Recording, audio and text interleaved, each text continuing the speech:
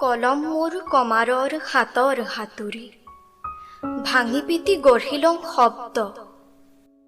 খেতিয়কৰ ফাল যেন চোকা হিৰলোত সোণৰ সীতা মিস্ত্ৰীৰ কৰত যেন ৰুঢ় কঠিন কাঠৰ আহ ফালি টানি আনো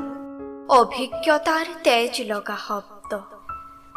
চাউতাল মৰদৰ ধনুৰ কাৰ যেন লক্ষ্যভেদী একোটা শব্দ মোৰ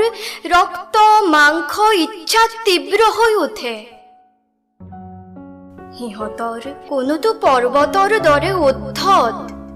কোনোটো নদীৰ দৰে নত আৰু কোনোটো বা হ্ৰদৰ দৰে গম্ভীৰ কাৰো কথাটো উঠা বহা নকৰে নদ নদী পৰ্বত চিত্ৰিত বিপুল মহাদেশৰ মই কবি পৃথিৱী মোৰ কবিতা।